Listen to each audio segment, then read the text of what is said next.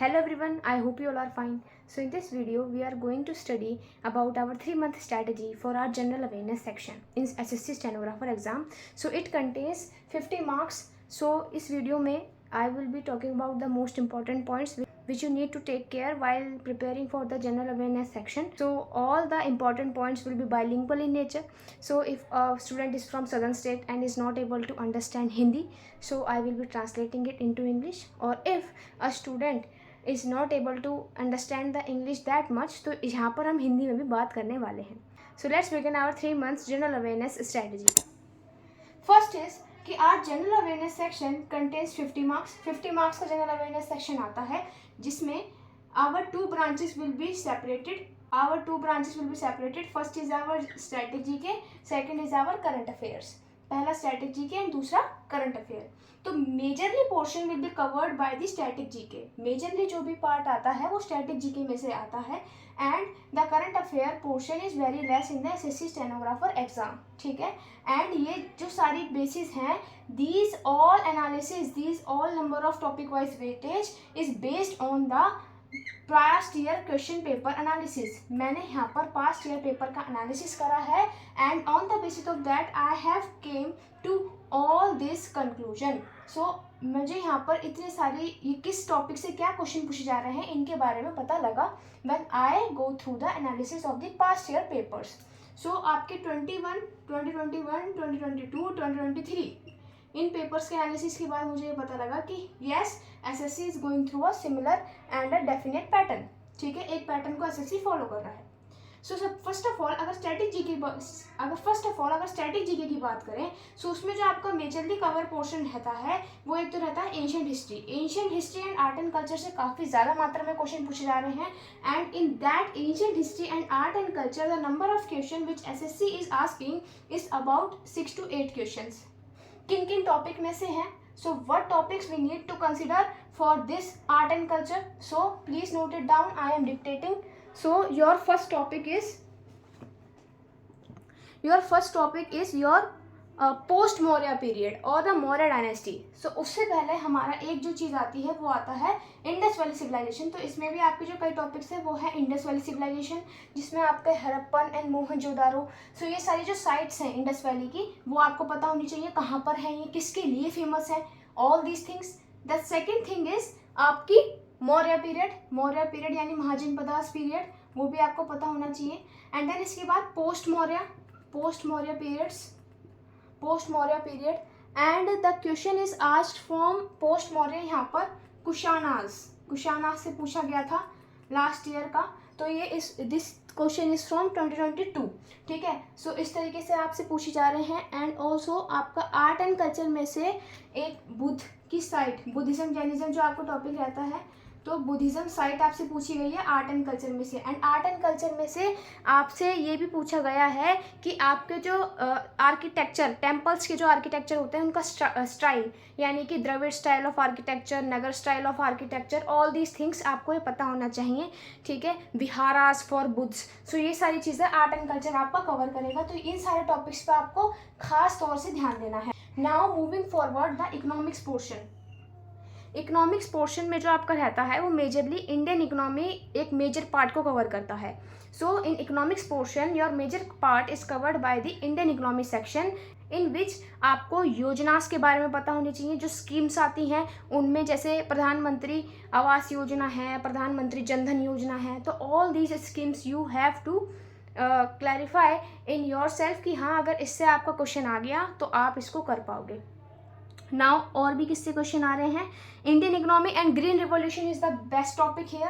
तो यहाँ पर आपको जो इंपॉर्टेंट टॉपिक्स में सभी के बारे में लिखवा रही हूँ. तो पहला आपका है ग्रीन रिवॉल्यूशन एंड देन आपकी इंडियन स्कीम्स, जो इंडिया की जो गवर्नमेंट है उन्होंने स्कीम्स लॉन्च करी हैं उनकी सारी टर्म्स एंड कंडीशंस पता होनी चाहिए. एंड ऑल्सो आपका जो रिपीटेड क्वेश्चंस हो रहे हैं 2023 में भी ये पूरा एनालिसिस है. तो इसके लिए आपका जो एक और टॉपिक बैठता है वो बैठता है सेंसस में कौन सी जो स्टेट है वो उसका हाईएस्ट लिटरेसी रेट है और किसकी सबसे ज़्यादा पॉपुलेशन है, किसकी SC/ST पॉपुलेशन ज़्यादा है. तो all these things you have to take care in your mind while preparing the GS portion and in that also economics. So please note it down, I will rub it. Moving forward to the geography section. तो in the geography section 4 to 6 question आपसे पूछे जा रहे हैं and इसके लिए आपका क्या है इंपॉर्टेंट, मैप और आपको थोड़ी स्टैटिक पार्ट पता होने चाहिए कि what is the largest lake, ठीक है, लार्जेस्ट बीच, एक क्वेश्चन आया था largest beach in the world, ये आपका पास्ट ईयर क्वेश्चन है, ठीक है। एंड अगेन आपको गंगा एंड आपका Indus valley system, Ganges system and your आपका पेनिनसुलर सिस्टम, ये सब आपको पता होना चाहिए, ठीक है। तो ये आपकी 9th क्लास की बुक में है, ठीक है, एनसीईआरटी की। एंड ऑल्सो लूसेंट की बुक आप यहाँ पे प्रेफर कर सकते हो। तो बेस्ट सोर्स इन सभी के लिए जो रहता है वो रहता है यहाँ पर लूसेंट जीके की बुक आती है, ठीक है। तो आप इसके लिए प्रेफर कर सकते हो स्टैटिक जीके के लिए, ठीक है। Now coming to the modern history section, तो पोस्ट इंडिपेंडेंस इंडिया, ठीक है। तो इसमें आपको पता होना चाहिए आफ्टर इंडिपेंडेंस एंड ऑल्सो क्या क्या मूवमेंट्स हुई महात्मा गांधी जी ने, गांधी जी का जो पोर्शन रहता है वो इंपॉर्टेंट रहता है। महात्मा गांधी जी ने कौन कौन सी मूवमेंट्स करी थी, what are those movements which are performed by the Mahatma Gandhi so that we can attain the independence. तो उसकी सारी मूवमेंट्स आपको पता होनी चाहिए, उनकी सन, उनके जो ईयर हैं वो याद आपको होने चाहिए। यहाँ पर मॉडर्न हिस्ट्री का इसी तरीके से रहता है, ठीक है। किस तरीके का पैटर्न है वो भी आपको वही है कि पोस्ट इंडिपेंडेंस का रखना है एंड इसके ज़्यादा क्वेश्चन आपसे नहीं पूछे जाते, 1 to 2 क्वेश्चन आपके पूछे जा रहे हैं। पॉलिटी में भी 2 to 3। पॉलिटी में मैंने पहले भी बताया था, if you get through my previous video of general awareness in which I discussed about the general awareness section, तो उसमें मैंने वहाँ पर भी बताया था, लेकिन अब मैं यहाँ पर भी बता रही हूँ कि पॉलिटी में बस कुछ ही टॉपिक्स होते हैं जो आपके दो तीन क्वेश्चन पूछे जा रहे हैं वो आपको बना देंगे। पहला फंडामेंटल राइट्स, उसमें आते हैं आपके आर्टिकल्स, जैसे कि आपको पता है फंडामेंटल राइट्स आर्टिकल 12 to 35 चलते हैं, ठीक है। एंड देन आपका फंडामेंटल ड्यूटीज़ आर्टिकल 51A, ठीक है। एंड ऑल्सो यहाँ पर आपका आता है एक और चीज़ जो होता है आपका कॉन्स्टिट्यूशन एंड प्रियम्बल। तो ये आपको चीज़ें बहुत अच्छी तरीके से पता होनी चाहिए, कीवर्ड्स पे आपको ध्यान देना है, ठीक है। एंड आपका जैसे PRIs होते हैं, Panchayati Raj institution, urban local bodies, municipalities, उनमें जो आपके पोस्ट होती हैं कॉन्स्टिट्यूशनल पोस्ट, उनकी क्या एलिजिबिलिटी क्राइटेरिया है।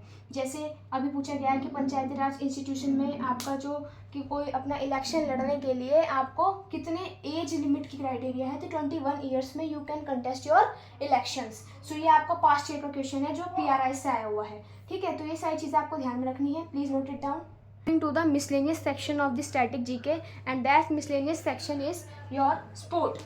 यहाँ पर कुछ टॉपिक्स हैं मिसलेनियस में, आई am dictating, you can write also. तो यहाँ पे कुछ टॉपिक्स हैं वो हैं स्पोर्ट्स से आपके 3 क्वेश्चन आ रहे हैं। अब जैसे इस साल 2024 है, so this year is are leap year, okay. So in this leap year are Olympics जो है वो चल रहे हैं, तो उसके बारे में करंट अफेयर्स में भी काफ़ी ज़्यादा हॉट टॉपिक बनता है ओलंपिक्स का, एंड स्पोर्ट्स भी काफ़ी ज़्यादा हॉट टॉपिक है इन द SSC एग्जाम। सो इसलिए आपका स्पोर्ट आपको पता होना चाहिए कि एक पर्टिकुलर स्पोर्ट में ऐसे क्रिकेट है, ठीक है, उसके सारे रूल्स, चेस के सारे रूल्स एंड उसमें क्या कितने स्क्वायर्स होते हैं। ऐसे अगर बैडमिंटन की शटल कॉक है तो how many feathers that shuttlecock attains. तो ये सारी चीज़ें आपको पता होना चाहिए।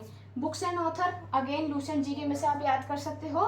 फेमस पर्सनैलिटीज़ की, जैसे अगर बाबा रामदेव की एक बुक है तो वो आपका पास्ट ईयर का क्वेश्चन पेपर बना है, महात्मा गांधी जी का पास्ट ईयर का क्वेश्चन बना है। सो इन दैट आपके 2 क्वेश्चन पूछे जा रहे हैं। Music and famous personalities, again you can also watch any YouTube video for this and also you can prefer the Lucent GK book, ठीक है। तो उसमें आपका 3 क्वेश्चन आपसे पूछे जा रहे हैं उस सेक्शन में से।